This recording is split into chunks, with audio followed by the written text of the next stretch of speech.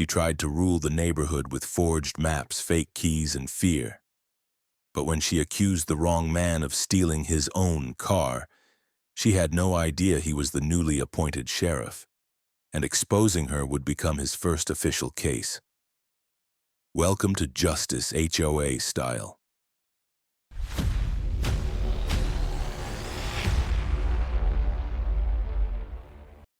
When I first drove back into Sandstone Valley, I could almost pretend the years away had been nothing but a long, intense dream. Desert air, the smell of creosote after rain, the soft hum of cicadas warming up for summer. It felt like the town hadn't changed at all. Except it had. I had. I was no longer the reckless 20-year-old kid who ran from this place. I'd seen war zones, guarded convoys, negotiated with men who smiled while planning where to bury you. Now I was 34 and ready to build something that made sense. A life on my own terms. The house I bought was small but sturdy. A single-story ranch with faded blue paint and a garage just begging for late-night tinkering. The kind of place where a man could actually hear himself breathe. I parked my old Chevy Tahoe, my dad's Tahoe, in the driveway and took it all in like a man inhaling his first real breath in years. The only sound was a lawn sprinkler somewhere nearby ticking like a slow metronome. Peace. For the first time in a long time. Peace. Then came the envelope. It was tucked neatly into the screen door, white and self-important, with a gold emblem that looked like a coat of arms designed by someone who really loved clip art.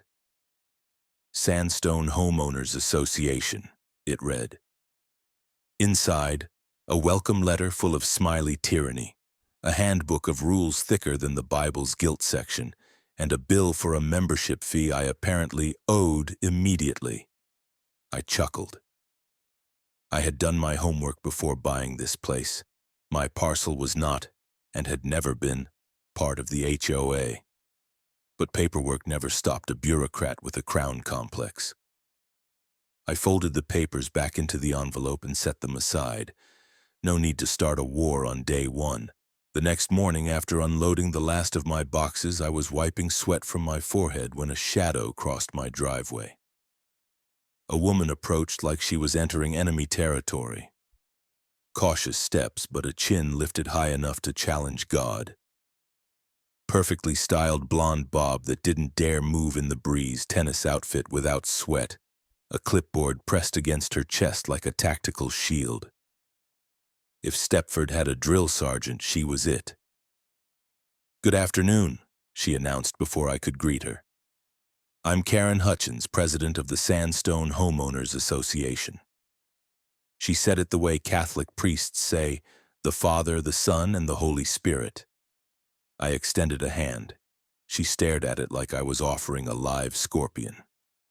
"Well," I said, dropping my hand, "I'm Logan. Just moved in yesterday." "Yes, we noticed." She looked over my house as if mentally sticking red violation flags into every imperfection. "Your vehicle will need to be parked inside the garage. Large utility cars are forbidden to remain in driveways overnight." "It's a family car," I replied evenly. "And this isn't an HOA lot." Her eyes widened with performative concern. "Oh dear, you must be mistaken. The association recently updated the community map. Your property is absolutely included." That was news to both me and the county records. I wiped my hands on my jeans and stood a little straighter. "With respect, ma'am, I've got the deed and county parcel records. They say otherwise." She stiffened, nostrils flaring like a horse catching a scent it didn't like. "We will see about that," she said. "In the meantime, please comply to avoid penalties." She turned sharply and power walked away, clipboard hugged like a teddy bear made of legal threats. I watched her go, a slow grin spreading. I had dealt with warlords less intimidating than Karen of the cul-de-sac. But this was my home now, and if she wanted a fight, she'd pick the wrong driveway. A mailbox clanged open across the street. A man stepped out, Postman's uniform, suntan lines deep as canyon ridges, a friendly half-smile under his mustache. "You must be the new guy," he called. "Don't worry too much about her. Queen Karen's been trying to annex this street since the day someone gave her a title and a nameplate." "So she's always like that?" I asked. He snorted. "Like that? Son, that woman once tried to fine me for having a government-issued mail truck." He lowered his voice as if she might materialize behind him. "She'll push until someone pushes back. Welcome home." He tipped his cap and moved on, leaving me with the sprinklers ticking and the sudden realization that my peaceful haven might come with landmines.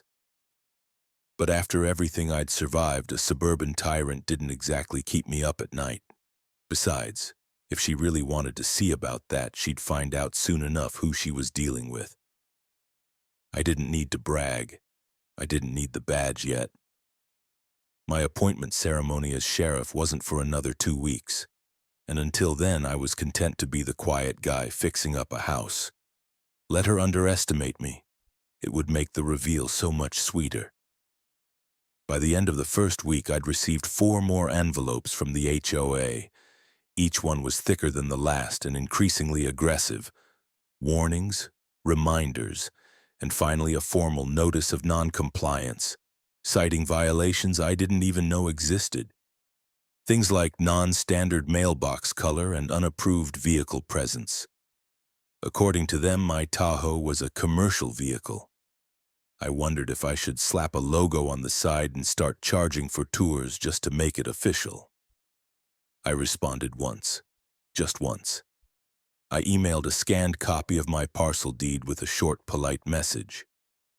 "This property is not governed by Sandstone HOA. Please update your records." That only seemed to escalate things. 2 days later, I caught a man in a neon safety vest standing at the edge of my lawn, photographing my house like it was a crime scene. He flinched when I opened the door and stepped out. "Can I help you?" He lowered his phone but didn't answer. "You with the city?" "No, sir," he said carefully. "HOA compliance contractor." "On my property?" "Just documenting," he muttered, stepping back quickly. "Per directive." "From Karen?" "I don't know her name. I just go where I'm sent." I didn't pursue it. I just watched him retreat like a kid who'd knocked on the wrong door at Halloween. That night, I started noticing the same black SUV circling the block.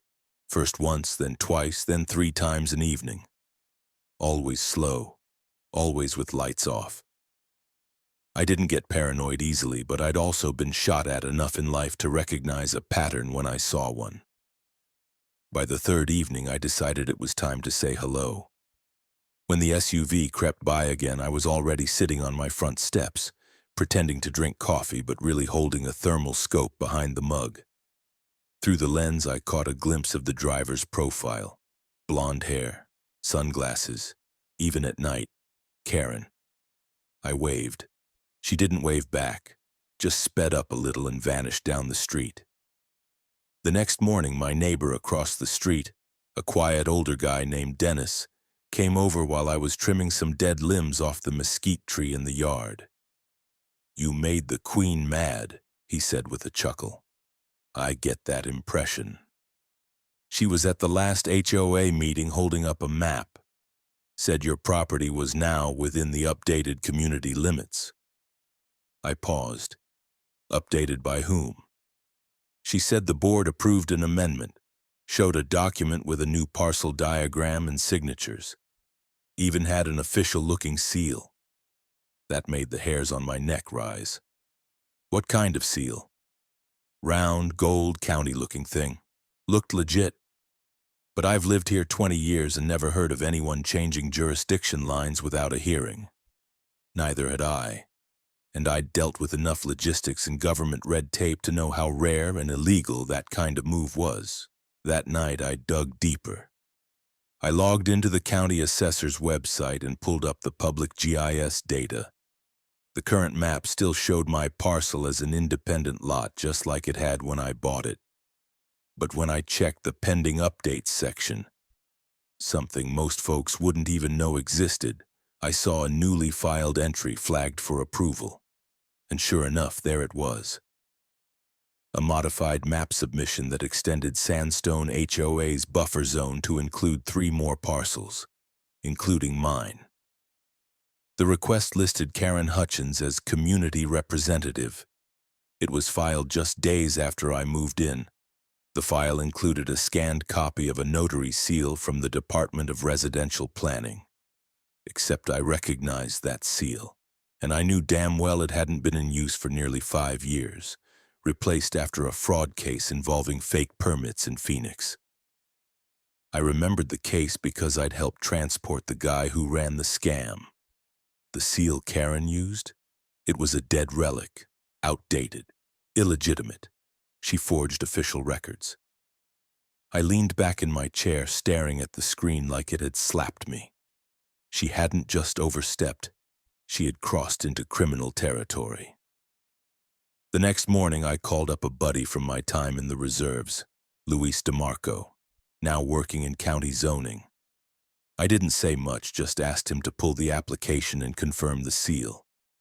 He called me back within the hour. "That stamp hasn't been issued in 4 years, he said flatly. "Whoever filed this either got scammed or they knew exactly what they were doing." I didn't even need to respond. "I'm flagging it and launching an internal inquiry," Luis added.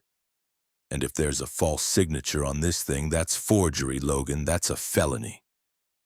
I thanked him and hung up. That evening, I took a slow walk around the perimeter of my property, noting the fence lines, the survey markers, the lines Karen had tried to redraw in her imagination. When I returned to the driveway, something caught my eye. A sticky note left on my Tahoe's driver's side window. Bold capital letters in thick black Sharpie. "Community rules exist for a reason. Don't be a nuisance." No signature, of course. But I was beginning to understand that for Karen Hutchins, the neighborhood wasn't a place to live. It was a kingdom. And she didn't like seeing a new castle on the map. She thought she could force me onto her chessboard with scare tactics and forged documents. She didn't know the kind of game I played. Not yet. I didn't think it could get more absurd. I was wrong. By the second week, I'd started installing a motion-activated camera system around the property. It wasn't paranoia, not when someone was trying to redraw your property lines like a kindergarten coloring book. The Tahoe especially had become a target. Every morning I found something new. Scuff marks on the door handle, faint scratches along the driver's side panel, once even what looked like a small gouge under the lock. Too precise to be random, too frequent to be coincidence. Then came the morning I woke up to a knock on the door. Not a Karen knock, no clipboard thumping in righteous fury. This one was slower, unsure. I opened it to find 2 officers standing on the porch, uniforms crisp, expressions professionally neutral. One was young and visibly uncomfortable, the other older with a permanent frown carved into his face. "Mr. Miller?" "Yeah," I said, already getting that itch in my gut. "We've received a report of a vehicle theft. Mind if we talk?" I blinked. "You've got to be kidding." The older officer sighed. "Mind if we take a look at the vehicle in your driveway?"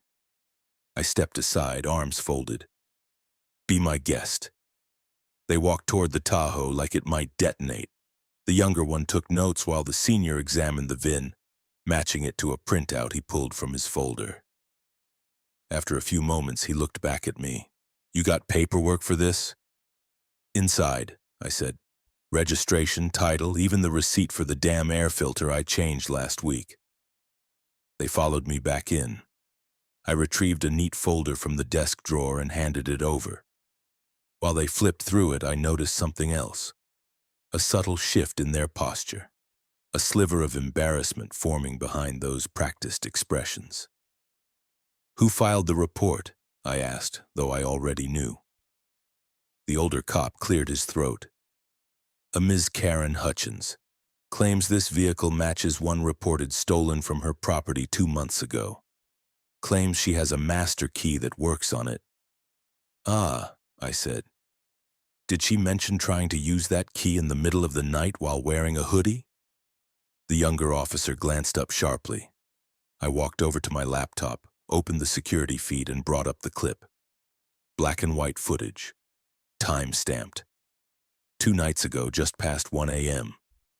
A woman-shaped silhouette, short, stocky, hood up, sunglasses, at night, mind you, approaches the Tahoe with something shiny in hand. She leans over, fumbles with the driver's side lock, then kicks the tire when nothing happens. A moment later, she walks off, muttering. "Zoom in," the older cop said. I did. Frame by frame, we watched the glint of her faux diamond bracelet catch the light. Karen wore it every day like it was an heirloom from Buckingham Palace. "I guess the master key didn't work," I asked deadpan. The younger officer looked like he wanted to crawl into his notepad and disappear. I handed over a USB drive with the footage plus a printed photo still. "Listen," I said, voice calm but steel-edged. "I've been patient. I know you guys have to follow protocol, but I'm not just some guy who got unlucky with his neighbors. My appointment becomes official next Monday. Sheriff of Yavapai County." The air shifted. The older officer raised an eyebrow. "You're the one taking over for Kelly?" I nodded. "He's the one who recruited me, remember?" "I remember now," he muttered. Then he turned to his partner. "Write it up. We're forwarding this to the DA." They left without another word, taking the footage and my documentation with them. I watched from the porch as they drove away, then turned back toward the Tahoe. It was just a vehicle, an old truck with history in its bolts. But to Karen, it had become a symbol of defiance. And when her HOA tricks didn't work, she tried to reclassify my property as hers. Literally. The next day, I got a knock at the garage. Not the police this time. Dennis, the quiet neighbor, stood there holding a manila envelope. "This showed up in my mailbox, no postage." Inside, a printed flyer, slick and dramatic. Big bold text. "Unregistered vehicle identified, suspicious activity in the neighborhood." Below it, a low-res grainy image of my Tahoe lifted from my driveway camera, which meant someone had been on my property again. At the bottom, in smaller font, "Report non-compliant residents to Sandstone HOA." I closed the envelope slowly. "She's escalating," Dennis nodded. "That's why I'm here. You're not the first." He sat down on the edge of the workbench and told me about his daughter. How last year Karen had tried to cite her for violating a decorative code because she painted her shutters green instead of beige. When Dennis pushed back, she sent out similar flyers about non-standard behavior patterns in their home. "She feeds off control," he said. "It's never been this bad before, but you broke the pattern. You didn't fold." I looked back at the Tahoe. "She tried to have me arrested," I said. "She walked into a police station and claimed I stole my own truck. You gonna press charges?" I didn't answer, but I already knew the answer. That night I filed my own report, not just about the vehicle. I sent over every HOA letter, every forged map, the photos, the late-night video, even the flyer Dennis brought. I requested a formal investigation into Karen Hutchins for false reporting, criminal mischief, and trespassing. The next morning, I received a call from the DA's office. They wanted a meeting. Karen had made her first real mistake. She thought this was a game of power and paperwork. She forgot that I knew the system, because now I was becoming the system. By the time Monday rolled around, my official swearing in as county sheriff was a quiet affair. A handshake from the judge, a folder of paperwork, and the faint smell of burned coffee in the courthouse hallway. No press, no speeches, just a badge, a promise, and the knowledge that my very first case as sheriff was already in motion. And living 3 doors down, I thought Karen might back off now that she knew who she was messing with. She didn't. In fact, she doubled down. I was still ironing my uniform that afternoon when the doorbell rang. Standing on my porch were 2 residents I barely knew, a young couple named Heather and Marco from the cul-de-sac. They looked nervous, as if they'd snuck away from something.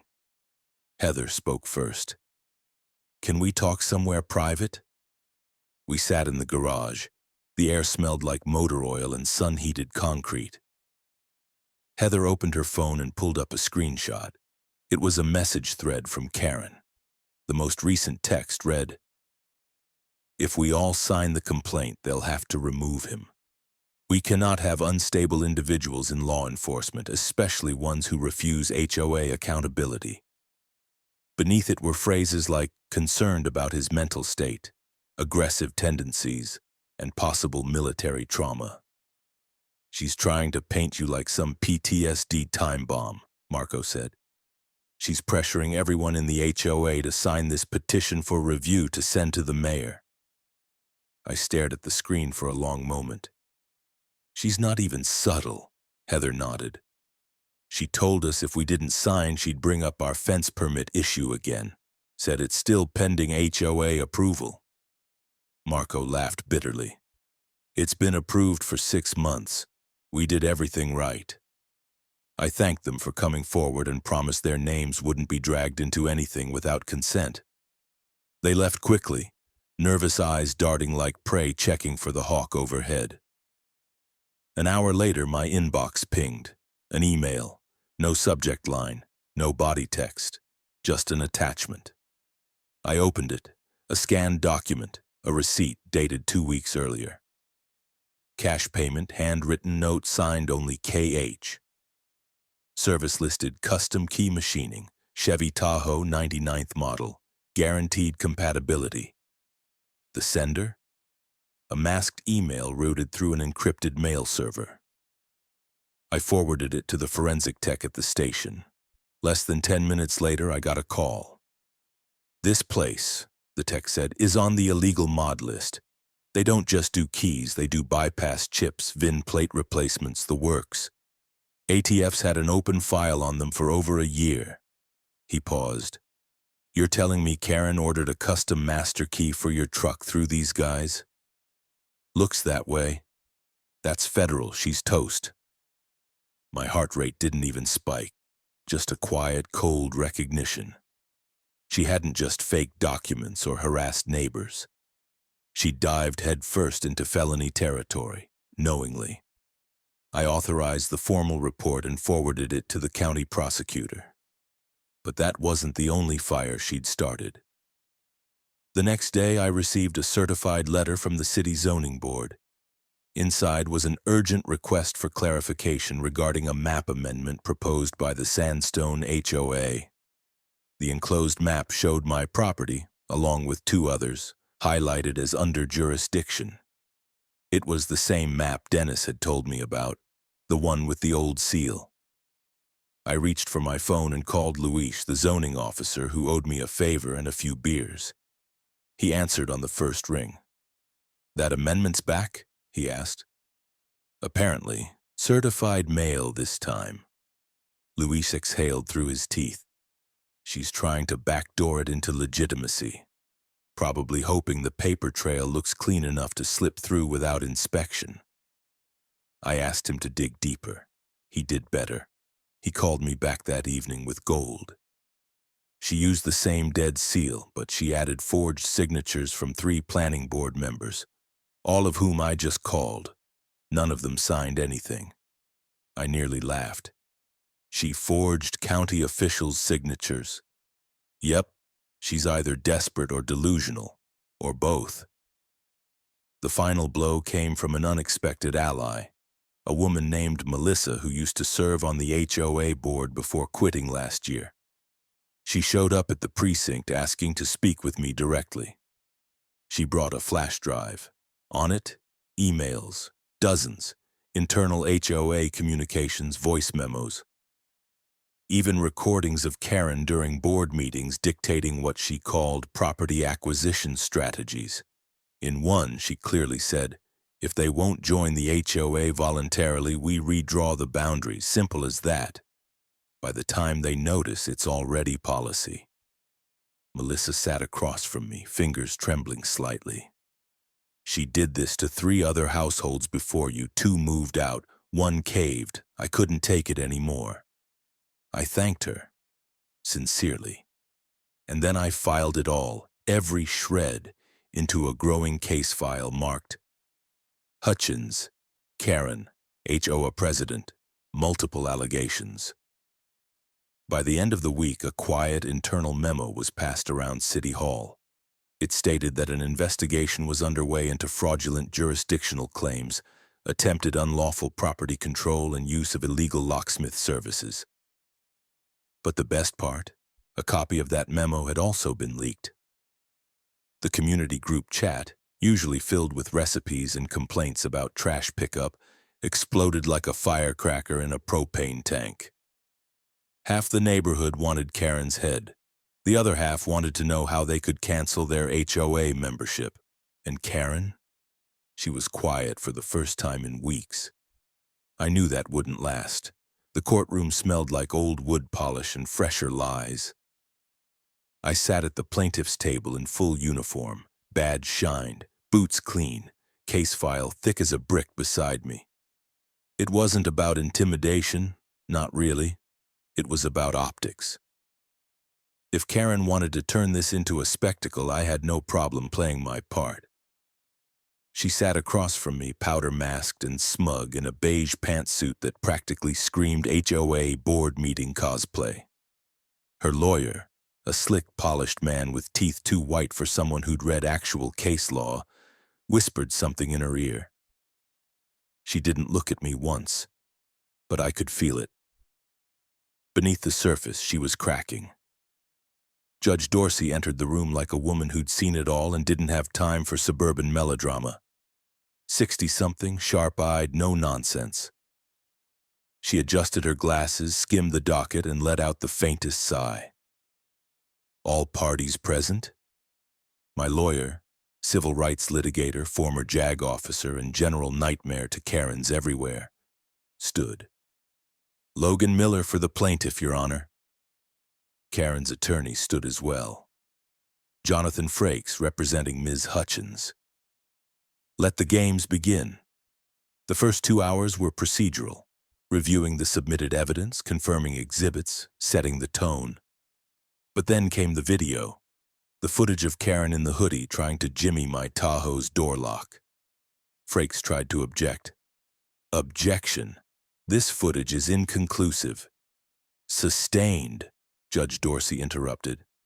"It's not inconclusive. That's her damn bracelet." That got a chuckle from the gallery. Karen stiffened.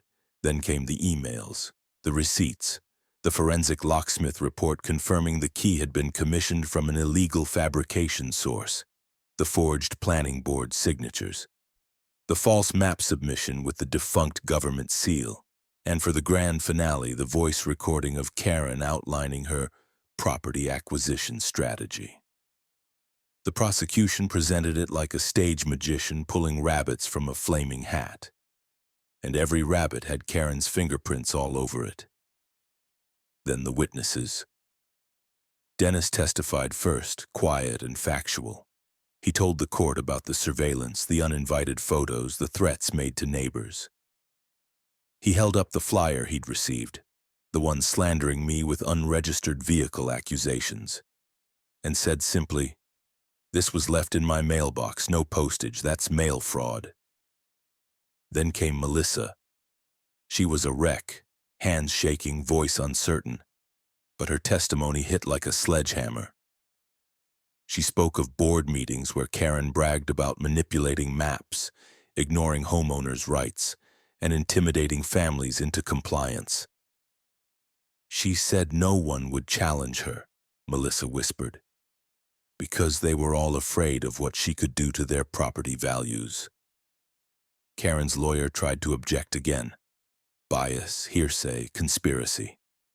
Dorsey shut him down like a Vegas slot machine out of tokens. And then Karen took the stand. She didn't have to. She could have declined. But hubris doesn't understand strategy. It only knows volume. From the moment she opened her mouth, it was a train wreck. She tried to present herself as a protector of order. Said I had hostile energy, that my refusal to integrate into the community system had created fear among the residents. She claimed I threatened her, that I weaponized my badge to silence community voices. I kept my expression still, hands folded. But then she said something that almost made me laugh out loud. I was only trying to open the vehicle to verify it wasn't mine. The key didn't work. That's not a crime. Dorsey leaned forward. Let me get this straight. You used a key, one obtained through illegal means, I might add, to try to open a vehicle parked on someone else's private property because you thought maybe, just maybe, it was your car. Karen blinked. I was trying to resolve a misunderstanding. Dorsey sat back, unimpressed. Ms. Hutchins, this isn't a sitcom. Then came the prosecutor's final blow, a series of testimonies from other residents. One by one, they took the stand and told their stories. The family fined for placing a trampoline in their backyard. The veteran neighbor who'd received warning letters for unpatriotic signage, a small American flag mounted on his porch rail. The widowed grandmother forced to repaint her front door because the shade of blue didn't match community aesthetics. Each story added weight. Each one chipped away at the image Karen tried to present. By the end, the courtroom wasn't just against her. It was stunned by how far she had gone. The HOA had never been about community. It had been a tool, a weapon, and Karen had wielded it like a scalpel with delusions of empire. When closing statements ended, Judge Dorsey announced a recess. Deliberation would happen the following day, with a final ruling to follow. I nodded to my attorney, who gave me a small, tight smile. We knew we'd done enough. But as I left the courtroom, I caught Karen's eyes for the first time since the trial began. Gone was the smugness. Gone was the control. There was something else now. Fear. The courtroom was standing room only the next morning. Word had spread like wildfire. Folks who'd never cared about HOA meetings were now leaning over pews, whispering, pointing. Some even brought coffee and snacks like it was community theater. I spotted Dennis near the back, arms folded, a smug little grin playing on his face. He gave me a nod. Karen wasn't smiling. She entered wearing the same beige suit from the day before, but now it looked wrinkled like it had been slept in. Her lawyer trailed behind her, eyes heavy, skin pale. He looked like a man who'd read the verdict in advance and was just there to soften the fall. Judge Dorsey wasted no time. She sat, scanned her notes, then removed her glasses. This court has reviewed all evidence, testimony, and legal documentation presented during the proceedings. The findings are as follows. You could feel the room suck in air. Ms. Karen Hutchins is found guilty on the following counts. 1. Falsifying official records, specifically the forging of parcel boundary maps and government seals to illegally annex independent properties into an HOA jurisdiction. This is a felony. 2. Filing a false police report with intent to defame and criminally implicate a private citizen in vehicle theft. 3. Attempted unlawful entry into private property, specifically using a fabricated key commissioned from an unlicensed locksmith operation currently under federal investigation. And 4. Abuse of administrative authority within a civil homeowners association, including coercion, intimidation, and the misuse of HOA enforcement mechanisms for personal vendettas. Murmurs erupted across the courtroom. Karen's face turned to chalk. Judge Dorsey raised a hand. Order, she continued, voice clear, sharp. Sentencing will reflect the seriousness of these offenses. Ms. Hutchins is hereby sentenced to 9 months probation with electronic monitoring, a $50,000 fine to be paid in restitution, divided among the plaintiffs and the county office, and 400 hours of community service. Furthermore, she is permanently barred from holding any administrative or enforcement position within any neighborhood association or civic body in the state of Arizona. Karen's lawyer slumped. Karen didn't move, but Judge Dorsey wasn't finished. Additionally, this court recommends that the Sandstone HOA board be placed under independent audit and immediate restructuring, pending a full review by the county registrar's office. All previous boundary amendments will be invalidated, and a public hearing will determine future oversight. And just like that, it was over. The gavel dropped. Karen's eyes flicked to me as bailiff stepped forward. Not rage, not defiance, just vacancy, like a queen who had finally realized her crown was plastic. I stood, not to gloat, just because it was time. The hallway outside was packed. Reporters with voice recorders, residents with questions, neighbors who now saw me as something more than a quiet new guy with an old truck. But before any of them could reach me, an aide from the mayor's office pushed through and handed me an envelope. I opened it.